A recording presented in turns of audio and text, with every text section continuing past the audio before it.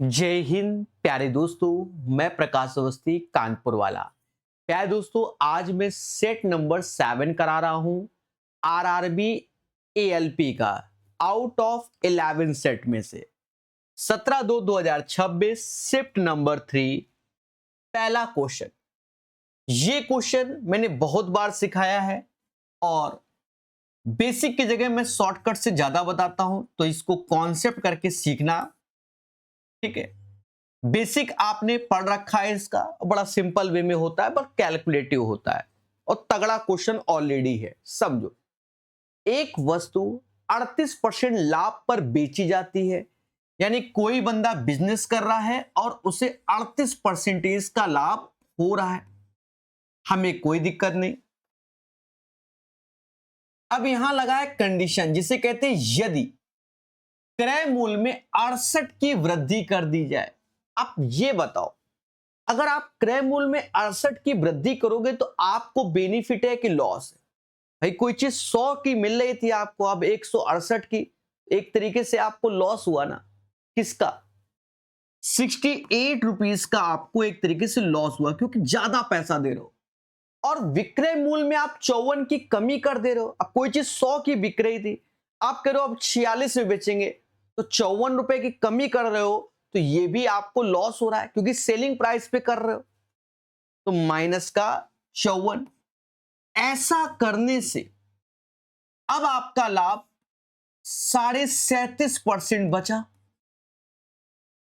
37.5% बचा, यानी इतना किया और उसके बाद आपके साथ 0.5% का खिला हो गया, क्योंकि पहले 38% कमाते थे और आप 37.5। तो ये जो माइनस का 5 आया है ना, 0.5, वो यहां लिख देंगे,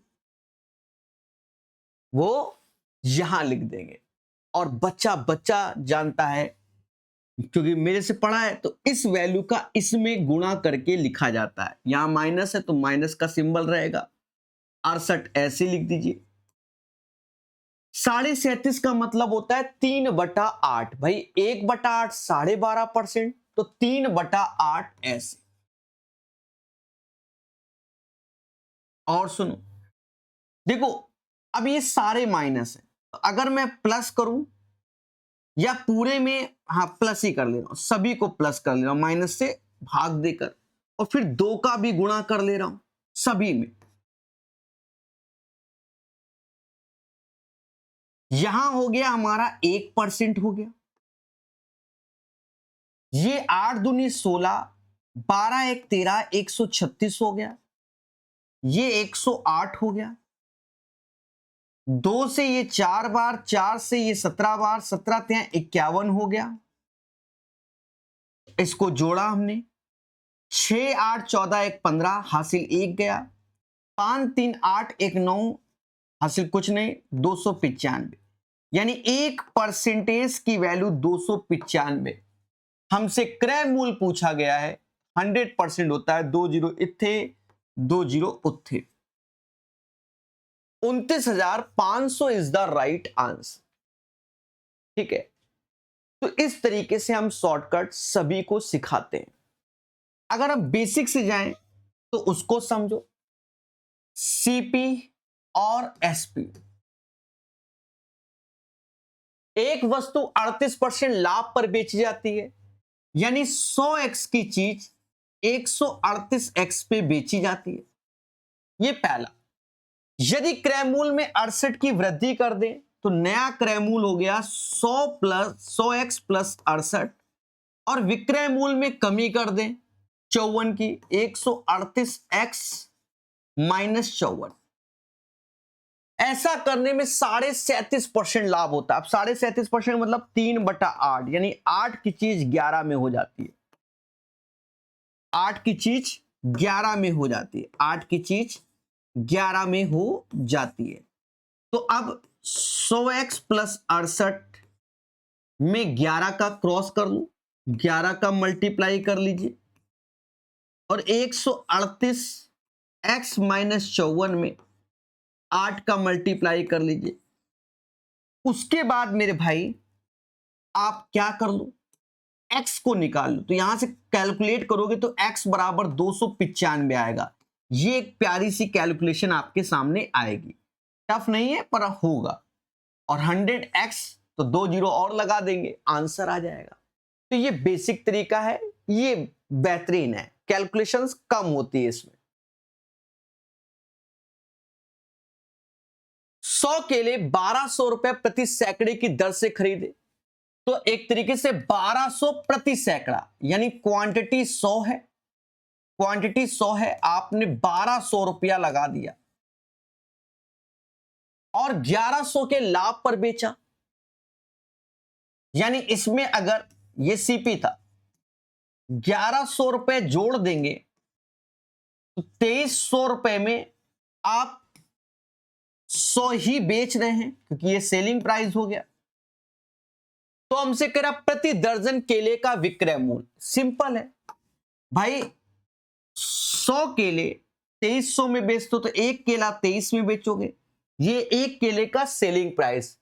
अब एक दर्जन में होते हैं कितने, 12, तो 12 का गुणा कर लो, 12 हैं 36, 3 हासिल, 12 दूनी 24 और 3, 276 is the right answer.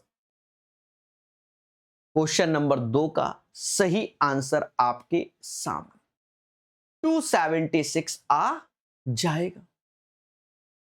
Clear मेरे दोस्त? चलिए आगे देखिए, कितनी धनराशि पर 8% वार्षिक साधारण ब्याज दर से 2 वर्ष में 480 ब्याज अर्जित होता है। अब देखो, एक साल में 8% है, तो 2 साल में कितना, 8 दूनी 16% हो जाएगा।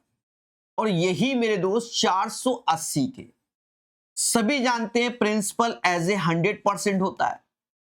तो जब 16% 480 के है तो 100% का मान निकालना है। तो 16 में किसका गुणा करोगे, तो 30 का गुणा, तो इसमें भी 30 का ही करोगे। 3000 सही आंसर।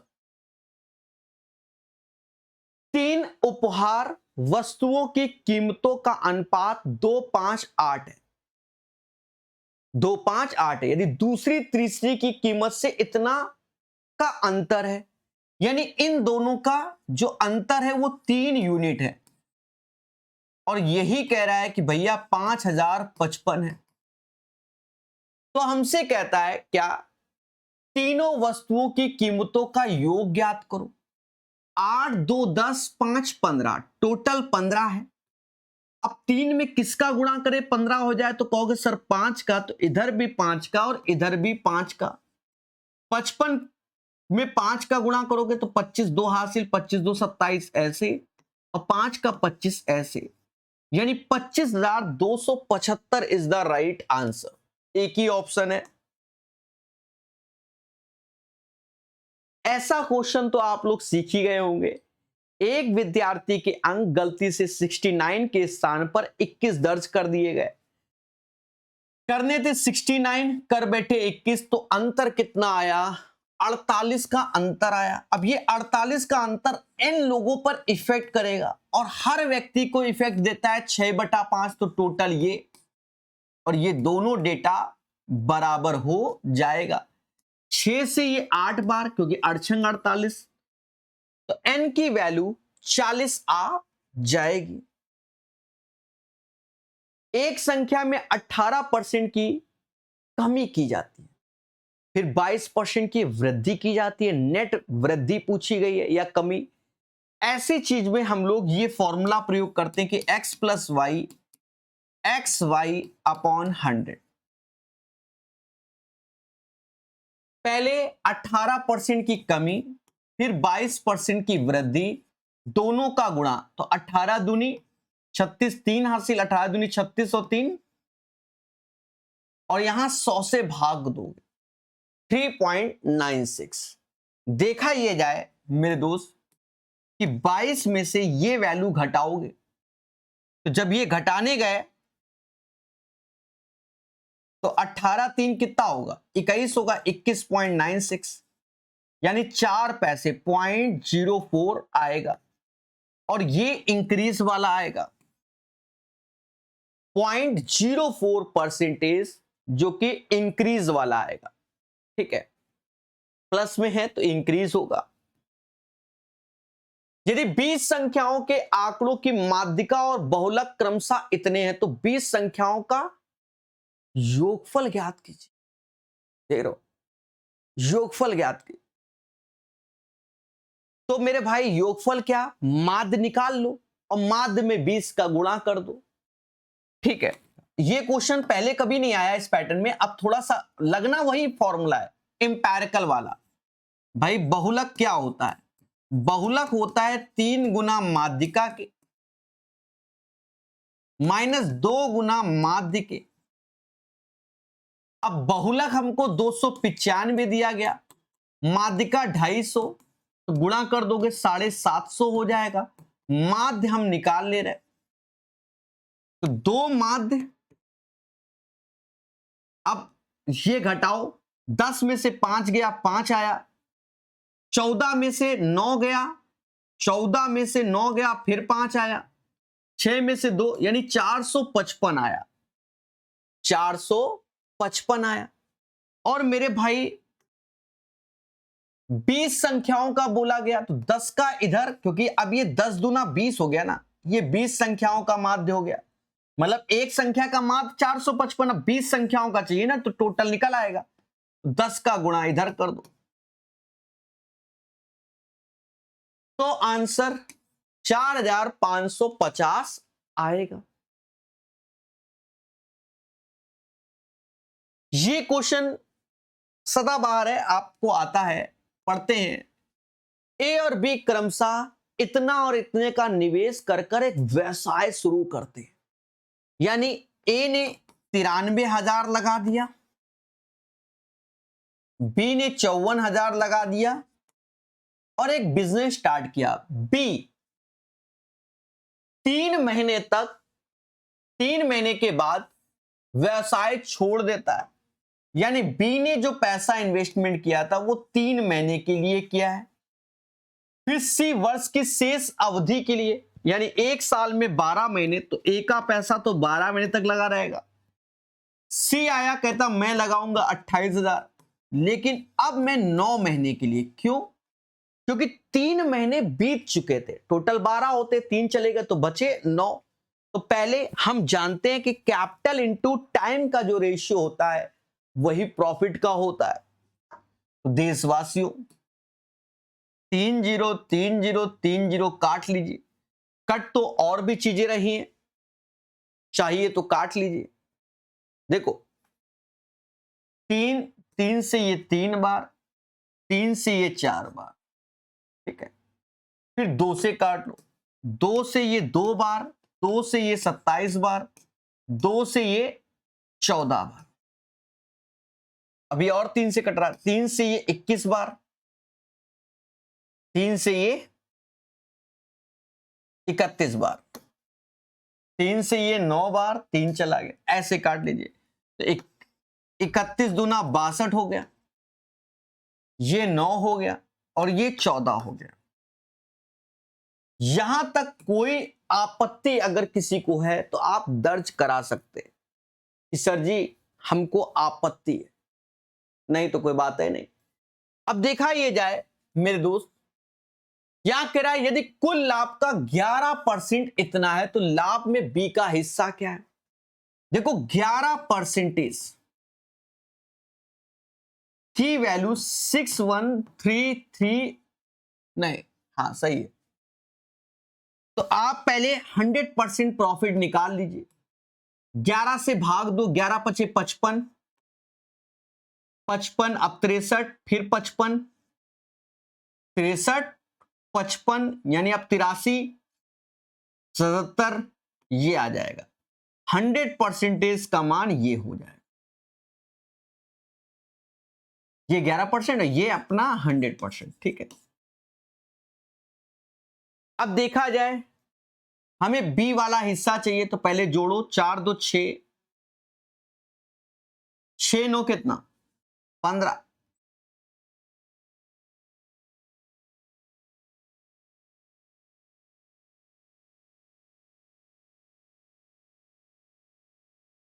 एक हासिल, 1 2 6, यानी 85 यूनिट की वैल्यू आपके सामने। तो मेरे भाई एक चीज समझो, ये डेटा 85 से जाएगा मोटा मोटा, फिर उसके बाद हमें बी वाला चाहिए, यानी 9 का मल्टीपल करना पड़ेगा, वो जाएगा तभी इंटीजर में वैल्यू आ रही है, क्योंकि यहां 3 का तो कुछ है नहीं, यानी 9 का मल्टीपल करना पड़ेगा। आंसर हमारा 9 का मल्टीपल में आ जाएगा। आप क्रॉस चेक कर लो, ये है, ये 10 नहीं है, ये है हमारा, ये 9, ये है, ये 9, ये 12 नहीं होता, ये 9, ये 8, ये 10 नहीं होता। यानी आप कितनी भी मेहनत कर लो, आंसर 59040 आएगा। यानी यहां पर आप 85 से भाग देंगे और जो वैल्यू आएगी उसमें आप 9 का मल्टीप्लाई करेंगे। सर करके बताइए, करके बताइए।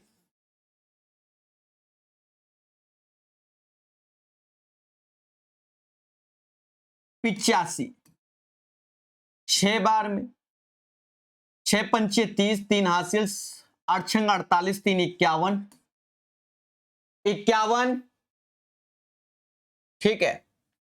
यहां 7 आया, ये 4 आया, ये 6 आया। अब 5 बार में 25, 2 हासिल, 8 5 40, 2 42, तो ये 1 आएगा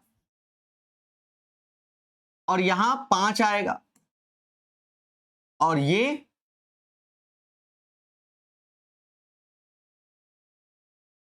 5 आएगा। अब यहां 0 लोगे, 655 बार में चला गया, नहीं 656, मोदी जी 656 बार में चला गया। पहले बोलो हाँ। अब मेरे दोस्त बहुत बारीकी समझना, इससे ये चला गया 656 और एक ठो 0, 1 बराबर दिस वन। अब ये 6560 में 9 का गुणा करोगे तो 0 ऐसे आएगा और 9 गुणे 6 54, यानी 40 आपके लास्ट में आएगा। समझ गए? एक बेहतरीन क्वेश्चन है ये, पेपर टाइम जब आप करोगे। चलिए आगे बढ़ेंगे। निम्नलिखित में से कौन सा अनुपात सबसे छोटा है? देखो करने को तो पिज्जा वाले कॉन्सेप्ट से इससे भाग दो, वो थोड़ा सा टफ हो जाएगा, डेटा सरल दिया गया। आप ऐसे लिख दो 7/10, 5/8, 6/9 और 4/7। अब दो दो लोग हैं, इनमें लड़वा दो। लड़वाएंगे कैसे? जैसे ऐसे 8 7 56, ये 50, तो छोटा कौन होगा? ये वाला 8 7 56 और ये 50, छोटा 5/6, 7 6 42, 9 चौको 36, छोटा ये। अब यहां 5/8 है और यहां 4/7। अब इनमें से कौन? 7 पना 35, 8 चौक 32, छोटा ये। मुद्दा खत्म। यहां भाग देने में थोड़ा समय लग सकता है। एक दुकानदार किसी वस्तु का अंकित मूल्य उसके क्रय मूल्य से 40% अधिक निर्धारित करता है। 26% लाभ अर्जित करने के लिए कितने प्रतिशत की छूट देनी होगी? यहां पर अपना वही फॉर्मूला जो आप जानते हो कि x + y, xy upon 100 overall percentage profit oblique loss लगा। उसने कहा है कि 26% लाभ, तो लाभ 26 यहां लगा दीजिए। अधिक अंकित करता है 40, छूट देता है y, दोनों का गुणा, तो 40y/100। मेरे दोस्त अब कैलकुलेट करो। इससे यहां आया, ये 14 आया, 0 से 0 गया, 10 4 14y/10 ऐसे आया, 14 से 14 गया तो y बराबर 10 आएगा। उस सृष्टभुज का क्षेत्रफल ज्ञात कीजिए जिसकी भुजा की माप इतनी है। अब हेक्सागोन का क्षेत्रफल क्या होता है? तो हेक्सागोन का क्षेत्रफल होता है 6√3/4a²। भाई हेक्सागोन में मेरे भाई 6 समबाहु त्रिभुज बनते हैं। कितने? 6। और हर एक समबाहु त्रिभुज का क्षेत्रफल आप जानते हो √3/4a² होता है। बस रख दीजिए। 6√3/4, उसका स्क्वायर करोगे तो 18 ऐसे 18 ऐसे, √2 का स्क्वायर 2, 2 से ये 2 बार में गया, 2 से ये 3 बार में गया। अब गुणा करना होगा, 18 गुणे 18 324, और गुणे 3 करोगे तो 972 आएगा। √3 की वैल्यू कह रहा है 1.73 का यूज कर लीजिए। तो आप ऐसे करके अपने फंडे में आ जाइए, यही चारा है। देखो कुदरत की माया देखिए कि यहां तक तो सभी में सेम है, इसके बाद और यहां तक भी सब में सेम है। या तो आप चले जाओ डिजिटल सम में, 9 के मल्टीपल में चले जाओ। क्यों? क्योंकि सिर्फ एक ही डिजिट का मैटर पड़ रहा है, तो आपको ये इनटू भी करना नहीं पड़ेगा। इसमें 18 18 9 का गुणा होता है, आप 9 के गुणनफल में चले जाओ, वो ज्यादा बेहतर पड़ेगा। ठीक है, बड़ा सिंपल वे है। देखो सिंपल, जैसे ये 9 का मल्टीपल है, उसके बाद देखो 6 दूनी 12, 6 18 भी है, ये एक एक्स्ट्रा है इसलिए ये नहीं। जैसे जैसे यहां तक ये देखो, ये है 6 दूनी 12, 6, अभी 8 और 1 9, ये है। देखो ये 12, 6 18, ये 7 एक्स्ट्रा है, नहीं होगा। 12 6 18, ये 8 एक्स्ट्रा है, नहीं होगा। यानी अगर आप इसका ईमानदारी से गुणा करोगे तो 1681.56 आ जाएगा। तो ऐसे करके इस क्वेश्चन को दया निपटा दीजिए। बोलो बोलो, ठीक है। ये सीखना पड़ता है। 9 का स्क्वायर 81 होगा, 8 का स्क्वायर मतलब 64, बाहर 8 ही आएगा, 70 आ गया, उससे 20 आ गया, यहां 90 हो गया और यहां 89, तो -1 हो जाएगा। निम्नलिखित को सरलीकृत कीजिए। देखिए हमने हमेशा इस पे कॉन्सेप्ट लिखवाया है, हम कोई वैल्यू पुटिंग नहीं बता रहे, हमने इसमें कॉन्सेप्ट लिखवाया है। अभी आपको ध्यान भी आएगा, पढ़ा तो हो गई मुझसे। देखो मैंने क्या बताया कि जैसे sign A upon 1 minus cos A, तो यहां माइनस है तो ये ऊपर 1 प्लस कॉस ए हो जाएगा और नीचे साइन ए हो जाएगा। सर ऐसा क्यों? ये भी यही सीख लो।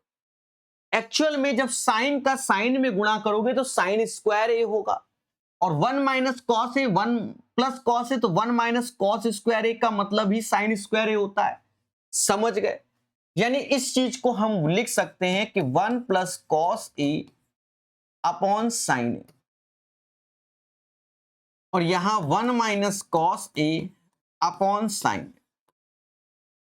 बहुत बारीकी से समझिए मेरे दोस्त, इससे ये कैंसिल, क्योंकि बेस सेम है, 2 ऐसे आएगा, साइन ए ऊपर जाएगा तो कॉसेक ए। ये पहले भी क्वेश्चन रेलवे में 24-25 में आया हुआ है, ठीक है। हाँ ये ध्यान रखना, जिसे आरआरबी जेई में ये क्वेश्चन आया हुआ है 2024 में। किसी निश्चित राशि पर यदि समान ब्याज दर पे 2 वर्षों का साधारण ब्याज 64 है और चक्रवृद्धि ब्याज 72 है, तो राशि, अब 2 वर्ष का एसआई 64 है, तो प्रत्येक वर्ष साधारण ब्याज सेम होता है, तो 64 का आधा कितना होता है? 32। पहले साल में 32, दूसरे साल में 32। अब यहां 72 है, 72 में 64 कम कर दोगे तो 8 आ जाएगा।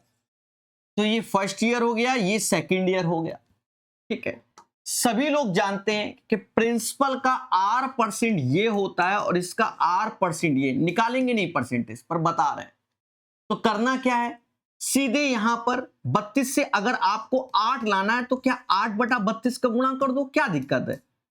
कल को यहां 7 होता तो 7/32, तो बस यहां पर भी 8/32 का गुणा कर दो।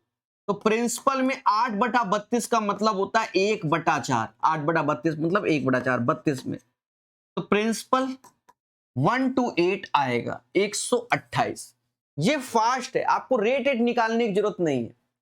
32/8 तो 8/32, क्योंकि 8/32 का गुणा करोगे तब आ जाएगा 8, ठीक है।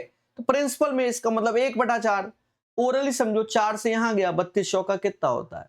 128। ऐसे फिर निपटा देंगे। ये क्वेश्चन, ऐसा क्वेश्चन ग्रुप डी में भी आया हुआ, ग्रुप डी में भी आया हुआ, ठीक है। 3 स्टार का क्वेश्चन है और समझो ग्रुप डी 2025-26 की बात कर रहा हूं मैं। एक चुनाव में 4 उम्मीदवार थे जिन्होंने इतने मत मिले, यदि सभी पात्र मतदाताओं ने मतदान किया और सभी डाले गए मत वैध थे तो चारों उम्मीदवारों में से किसी एक के पक्ष में, तो विजयी उम्मीदवार उप विजयी उम्मीदवार के मत प्रतिशत के बीच अंतर। देखो मोटा मोटा आप समझो, जो जीतेगा उसको 4500 मिलेंगे, जो हारे उसके बाद जो सेकंड विनर है, क्योंकि उप विजयी पूछा गया है, तो 2000। तो इन दोनों के बीच में जो वोटों का अंतर है वो 2500 का है।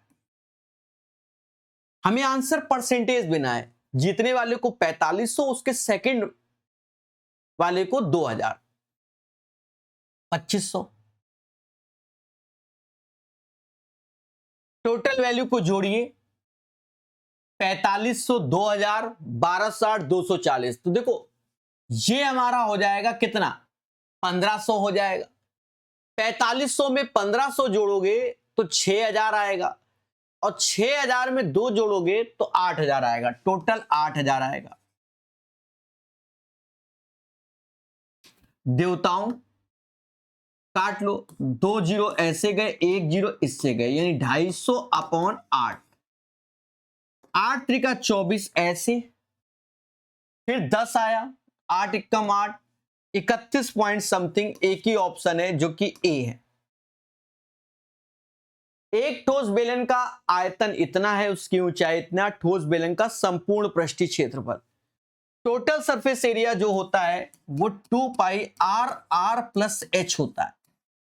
कुदरत की माया देखिए कि इसमें पाई आता है, पाई 11 का मल्टीपल, तो आप ऑप्शंस में जाकर 11 का मल्टीपल देख लो। जैसे ये 12, ये 12 में से 1 गया, ये 11 का मल्टीपल है। ये 11 में से 3 गया, नहीं होगा। 9 में से 4 गया, नहीं होगा। 9 में से 5 गया, नहीं होगा। आंसर आपका सीधे ये आएगा। बाकी करने का तरीका समझ लो। बेलन का जो आयतन होता है, बेलन का जो आयतन होता है वो πr² होता है, जो कि 5236 है। पाई की वैल्यू 22/7, त्रिज्या आपको निकालनी होगी, हाइट आपके सामने 34 है, 5236। इसको यहां पर आप कैलकुलेट करेंगे, ठीक है, और आर निकालेंगे। यहां से आपने आर निकाल लेंगे। 11 से ये 2 बार में गया, 11 से ये 44, 44, फिर 83, 77, ये 6 चला गया। 17 से काट दो, 17 से ये 2 बार में, 17 दूनी 34, 34, 28 बार में, 4 से ये 7 बार में, लो काट दिया। 7 × 7 r², तो r 7 आ गया। यहां रखोगे 2 ऐसे, 22/7 ऐसे, त्रिज्या 7 है और हाइट 34 है, दोनों को जोड़ दो 41 हो जाएगा। अब उसे कैलकुलेट कर लेना। हाँ, उसमें भी आप यूनिट प्लेस पे जा सकते हो। 4 ऐसे, 4 एकम 4, यूनिट प्लेस पे 4, एक ही है। एक व्यापारी ने किसी वस्तु का मूल क्रय मूल्य से 40% अधिक अंकित किया और ग्राहक को 20 और 25% की दो छोड़ दी और 224 की हानि हुई। वस्तु का क्रय मूल्य, देखो बेसिक वे में ही करेंगे, हम जानते हैं सीपी, एमपी और एसपी, ठीक है। अच्छा क्वेश्चन है। एक व्यापारी ने किसी वस्तु का मूल क्रय मूल्य से 40% अधिक अंकित किया, 40% अधिक, यानी 100 रुपए की चीज 140 छाप दिया। 100 की चीज 140 छाप दिया और ग्राहक को वो 2 डिस्काउंट दे रहा है, एक 20%, एक 25%। 20% का डिस्काउंट दे रहा है, एक 25% का। इसका 20% कितना होगा, 28 कम कर दो तो अब 112 आ गया, और 112 का 25% कम करोगे तो 25%, 112, 28 चौका होता है, यानी 28 इसमें फिर कम हो जाएगा, 28 इसमें फिर कम हो जाएगा। तो 12 में से 8 गया, 4 आया, 10 में से 2 84 आ गया। यानी 100 की चीज 84 हो जाएगी जब 20 और 25% के दो, मतलब 140 की चीज 84 जब 2 डिस्काउंट दिए, कह रहा उसको हानि हो रही है। यानी 100 की चीज 84 में बेच रहे हो तो 16 की हानि हो रही है, जो कि 224 के बराबर। एक कितने के? 16 एक कम 16, 16 चक्कू 64, एक बराबर 14 के। कह रहा वस्तु का क्रय मूल्य कितना है? वस्तु को उस ग्राहक को किस मूल्य पर बेचता है, क्रय मूल्य नहीं, सेलिंग प्राइस पूछा गया। हाँ, यानी एक बराबर 14, तो यहां 14 का गुणा करेंगे। ऑप्शंस पे पैनी नजर रखो। देखो एक चीज समझो, जैसे 84 3 का मल्टीपल होता है, सभी बोलो हाँ। और 4 का, देखो जैसे 66 4 का मल्टीपल नहीं, तो ये ऑप्शन नहीं होगा, और ये ऑड है नहीं। अब इन दोनों में से एक होगा। 84 3 का मल्टीपल है, 3 का मल्टीपल ये है, ये है, ये नहीं, ये पूरा है। सर नहीं मानेंगे, गुणा कर लो। 14 चौको 56, 5 हासिल, 14 अट्ठे 112 और 5 117, तो ऐसे भी कर लो। ये क्वेश्चन नया आया है बहुत दिनों के बाद, टफ नहीं है।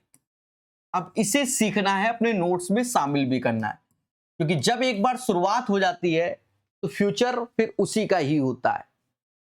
मतलब कहीं ना कहीं किसी को चिपकाएगा, क्योंकि उस लॉजिक को सोच चुका है जो पेपर सेट करने वाला है। क्या है? ए एक काम को 10 दिनों में कर सकता है, अति सुंदर। बी उसी काम को 15 दिन में कर सकता है, कोई दिक्कत नहीं। पहला उद्देश्य एलसीएम 30 आया, 10 से भाग दिया 3, 15 से 2, यहां तक कोई तकलीफ नहीं। अब दोनों ने साथ मिलकर काम शुरू किया, लेकिन 4 दिन बाद बी बीमार हो गया और काम छोड़ के चला गया। ए ने काम जारी रखा, बचा हुआ काम पूरा किया। बाद में पता चला, ये लाइन पढ़नी पड़ेगी पहले। बाद में पता चला ए भी पूरे काम के दौरान 80% दक्षता से काम कर रहा था।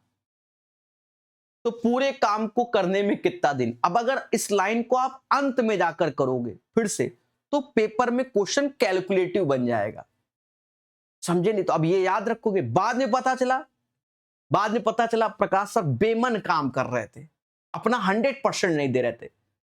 कितना दे रहे थे? 80%, 60% दे रहे थे, मोटा मोटा ये समझो। तो यही चीज है यहां पर मेरे देवता। ये 3 लड्डू नहीं बना रहा है, कह रहा मालूम चला कि ये इसका 80% ही काम कर रहा है। 8 त्रिका 24, यानी ये 2.4 की एफिशिएंसी से काम कर रहा है, और बी तो 2 से कर रहा है। अब शुरू से पढ़ लो कि दोनों ने साथ मिलकर काम शुरू किया, 4 दिन बाद बी बीमार पड़ गया। जैसे ये 2 यानी ये 4.4 लड्डू बना रहे हैं, 4.4 लड्डू एक दिन में, 4.4 लड्डू बना रहे हैं। अब 4 दिन में तो 4 का यहां गुणा कर दोगे, यानी 17.6 लड्डू बनाएंगे 4 डेज में। तो अब बचेंगे लड्डू कितने, इसमें कम कर दो, यानी 2.4 लड्डू बचा। ठीक है, यहां 4 दिन में। अब ये लड्डू कौन बनाएगा? कह रहा बी तो काम छोड़ के चला गया, यही बनाएगा। ए 2.4 से भाग दे दो, दशमलव हटा दो। कहते हैं 24 पंजे 120 होता है 5, फिर 4/24 बचा। इसे समाज 1/6 बोलेगा। 4 दिन ये, 5 दिन ये, 9 दिन, और साथ में 1/6, 9 सही 1/6। अच्छा क्वेश्चन है, जरूर ध्यान रखना। अब जब हम कह देते हैं नोट्स में शामिल करो कॉन्सेप्ट, तो कर दिया करो मेरे भाई। रीजन क्या है कि हम सारे रेलवे के एग्जाम के क्वेश्चन देखने होते हैं, पहली बात। जब रिवीजन करने बैठे तो क्या हम सारे ढूंढ पाते हैं? हमारे पास जो कॉपी है, जो नोट्स है ना, हम उन्हीं को देख पाते हैं मेरे भाई। बचपन में जैसे 9 10th में पढ़ता था ना बच्चा, अगर वैसे पढ़ ले तो एक ही साल में सिलेक्शन हो जाए।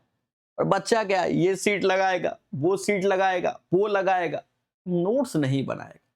अरे अच्छे क्वेश्चनों को जरूर लिखो, लेटेस्ट के रिपीट होते हैं।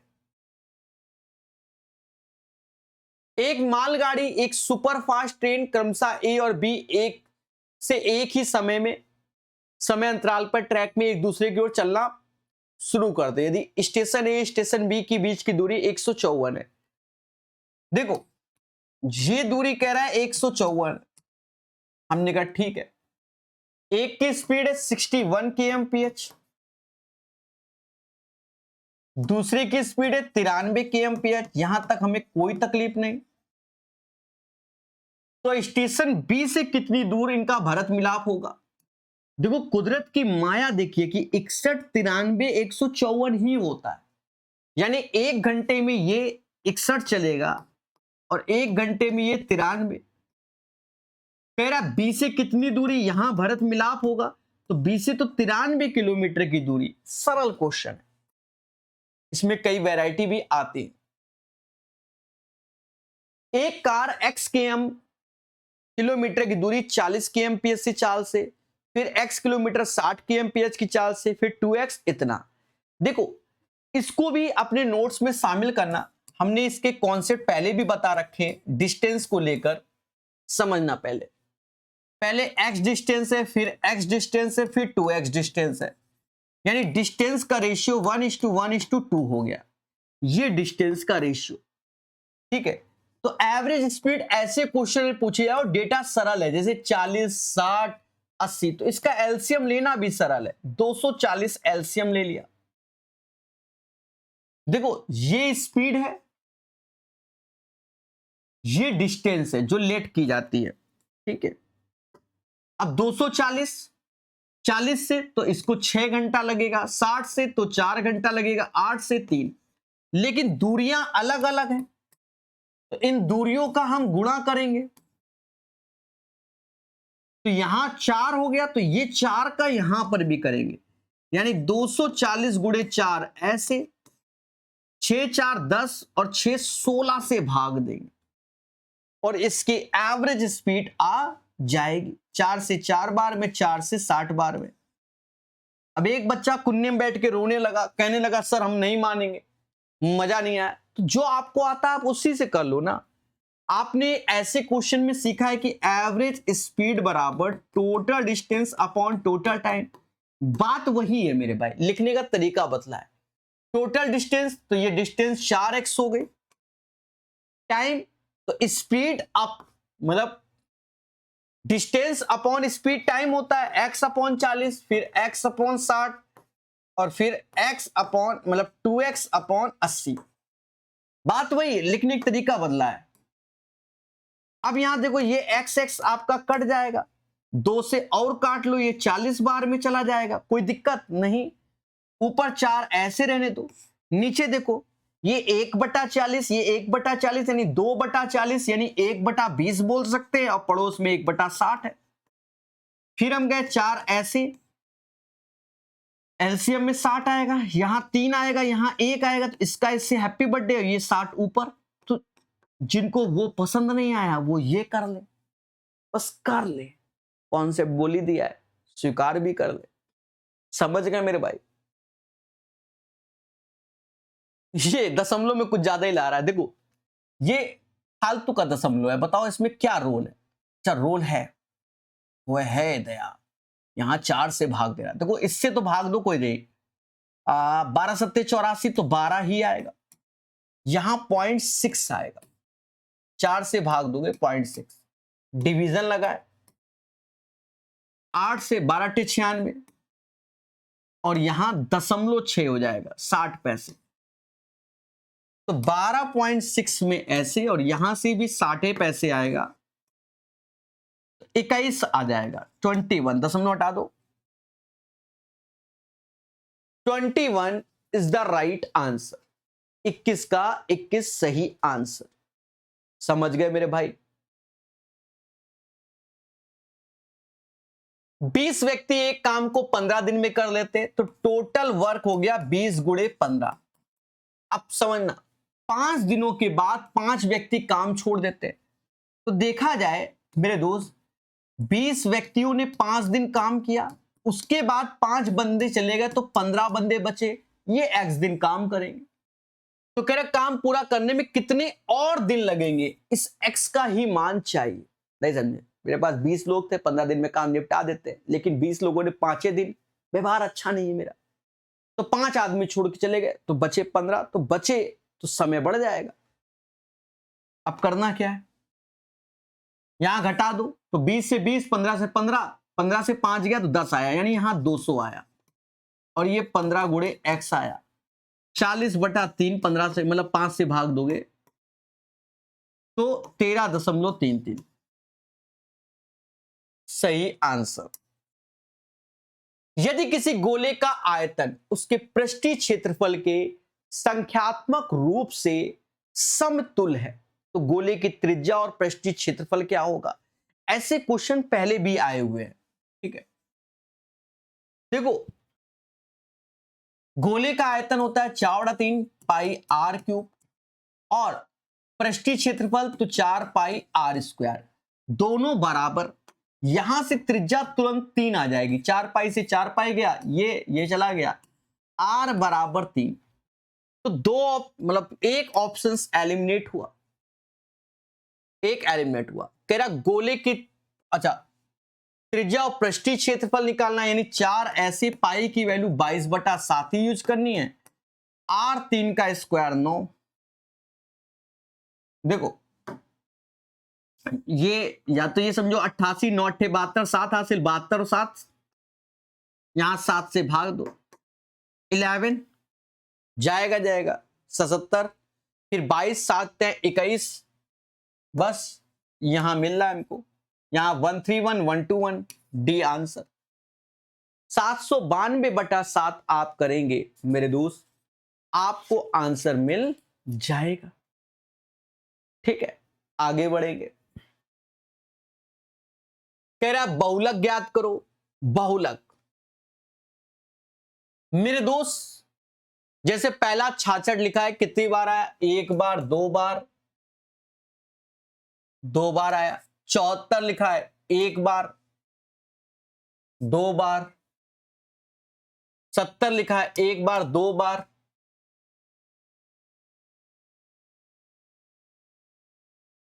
अब डर लगने लगा मुझे। 86 लिखा है, अच्छा 86 है, वही मुझे लगा कि ये भी तो 2 बार नहीं है, हाँ वही कह रहा हूं, मुझे डर लगने लगा था। तो 86 is the right answer. Bunty और बबली की वर्तमान आयु का योग 64 है। बंटी और बबली, बंटी और बबली, इनकी वर्तमान आयु का योग 64 है। अब से 2 वर्ष बाद, तो 2 वर्ष बाद देखोगे ना मेरे भाई, दोनों की आयु में 2-2 साल जुड़ जाएगा, यानी 68 हो जाएगा। अब से एक बच्चन और रानी मुखर्जी थी शायद बंटी एंड बबली में, ठीक है, मूवी भी है। अब से 2 वर्ष बाद बंटी की आयु बबली की आयु की 3 गुना हो जाएगी, यानी 3:1। 4 बराबर 68 के, तो 17 चौको 68, तो 17 3 51, यानी 2 वर्ष बाद बंटी 51 का और बबली 17 की। हाँ, कह रहा बंटी की वर्तमान आयु 51, मतलब 2 वर्ष बाद है, तो प्रेजेंट में 49 साल, तो बंटी 49 साल का है। 49 year is the right answer. Set number 7 भी कंप्लीट होता है, सारे सेट धीरे धीरे हो जाएंगे, डरना मना है, 4 सेट बाकी हैं। पीडीएफ टेलीग्राम में मिल जाएगी।